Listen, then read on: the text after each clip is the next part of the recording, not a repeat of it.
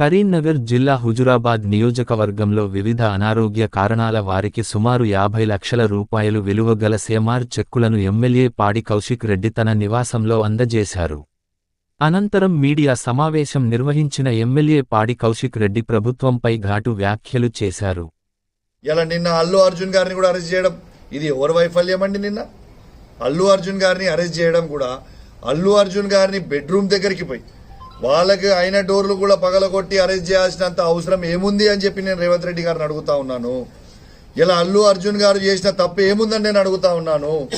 అల్లు అర్జున్ గారు ఆడికి పోతుంది సినిమా థియేటర్, సంధ్య సినిమా థియేటర్ అయిన ఓనరు ఆల్రెడీ వీళ్ళందరూ వస్తుర్రు అని ఆల్రెడీ పోలీస్ వాళ్ళకి పిటిషన్ ఇచ్చిండ్రు. ఆడ భద్రత బాధ్యత కల్పించాల్సిన బాధ్యత ఎవరిది? ఈ రేవంత్ రెడ్డి గారి ప్రభుత్వంది కాదా? ఇలా అల్లు అర్జున్ గారిని కాదు అరెస్ట్ చేసేది, రేవంత్ రెడ్డి గారిని అరెస్ట్ చేయాలి. ఇలా చనిపోయిన కుటుంబానికి నా సంతాపం తెలియజేస్తా ఉన్నాను, నా సానుభూతి కూడా తెలియజేస్తా ఉన్నాను. కానీ ఇవాళ దానికి కారణమైన వారు ఎవరు? ఈ ప్రభుత్వం రేవంత్ రెడ్డి గారిదా కాదా అనేది ఒక్కసారి మీరు ఆలోచన చేయండి.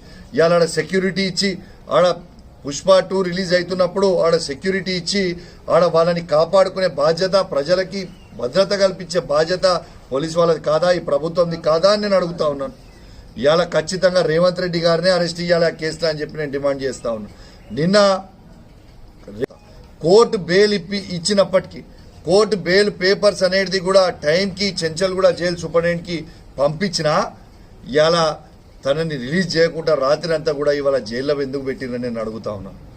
ఇలా కోర్టుని కూడా గౌరవిస్తలేడు రేవంత్ రెడ్డి గారు అనేది ఇలా యావత్ తెలంగాణ ప్రజలు మొత్తం కూడా గమనించాలని విజ్ఞప్తి చేస్తా ఉన్నాను.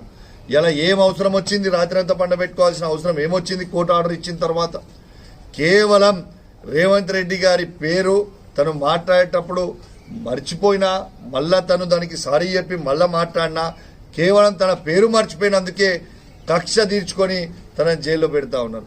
ఇలా కౌశిక్ రెడ్డి గారిని మొన్న అరెస్ట్ చేసే ప్రయత్నం చేసిరు, నన్ను నిన్న అల్లు అర్జున్ గారిని అరెస్ట్ చేసే ప్రయత్నం చేస్తా ఉన్నారు. నిన్న కథనాలు చూసినా ఏదో రేపు పేపర్లలో రాసిరు కేటీఆర్ గారిని రేపు ఎల్లుండి అరెస్ట్ చేస్తామని. నేను చెప్తా ఉన్నాను, మీరు ఎవరైనా మీరు రేవంత్ రెడ్డి గారు కేటీఆర్ గారిని ముట్టుకుంటే ఈ తెలంగాణ రాష్ట్రం మొత్తం కూడా అగ్ని గుండెం కాబోతా ఉందని చెప్పి నేను హెచ్చరిస్తా ఉన్నాను. తెలంగాణ ఉద్యమంలో ఎంత పెద్ద ఎత్తున ఉద్యమం చేసిండ్రో దానికంటే పెద్ద ఉద్యమాలు జరుగుతాయని చెప్పి కూడా నేను రేవంత్ రెడ్డి గారిని హెచ్చరిస్తా ఉన్నాను. ఇలా కేటీఆర్ గారు ఏం తప్పు చేసిర్రు? కేటీఆర్ గారు ఫార్ములా ఈకి ఇలా ప్రపంచం మొత్తం కూడా ప్రపంచంలోనే ఫార్ములా ఈ రావాలని పోటీ పడతా ఉన్న సందర్భంలో ఇలా కేటీఆర్ గారు దాన్ని హైదరాబాద్కి తీసుకొని వస్తే ఫస్ట్ ఇయర్ ఏమో 700 కోట్ల పెట్టుబడులు వచ్చినాయి, రెండో సంవత్సరం 12,500 కోట్ల పెట్టుబడులు వచ్చినాయి. ఇవాళ కేటీఆర్ గారి ఆలోచన ఏముండే? ఇలా అసలు ఫార్ములా ఈని తీసుకువచ్చి ఇలా ప్రపంచవ్యాప్తంగా ఫార్ములా ఈ హైదరాబాద్ ఇంత అద్భుతంగా చేస్తున్నామని చూపించి ఇలా టెస్లా కంపెనీని, టెస్లా అంటే ప్రపంచంలోనే ఎలక్ట్రిక్ కార్స్ని తయారు చేసే వరల్డ్స్ బెస్ట్ కార్స్ అవి, ఆ కంపెనీని 50,000 కోట్ల రూపాయల ఇన్వెస్ట్మెంట్ హైదరాబాద్కి తీసుకురావాలి అనేది ఒక గొప్ప ఆలోచనతోని ఫార్ములా ఈని హైదరాబాద్కి తెచ్చిండ్రు. అట్లాంటి ఫార్ములా ఈని తీసుకొస్తే నీకు సిగ్గు లేకుండా ఇలా నువ్వు రద్దు చేసినందుకు నీ మీద కేసు పెట్టాలి, నిండు జైల్లోకి నువ్వు కాలే తప్పితే కేటీఆర్ గారిని కాదు అని చెప్పి నేను చెప్తా ఉన్నాను. పొద్దున్న లేస్తే కేసు చేయాలి, హరీష్ రావు గారిని అరెస్ట్ చేయాలి, కౌశిక్ రెడ్డిని అరెస్ట్ చేయాలి, ఎవరు ప్రశ్నిస్తే వాళ్ళని అరెస్ట్ చేయాలని తీరుగా రేవంత్ రెడ్డి గారు వివరిస్తుంది. నేను తీవ్రంగా ఖండిస్తా ఉన్నాను. మరొక్కసారి చెప్తా ఉన్నాను, రేవంత్ రెడ్డి గారు మీరు కేటీఆర్ గారిని టచ్ చేస్తే ఇవాళ తెలంగాణలో అగ్ని గుండం కాబోతా ఉంది.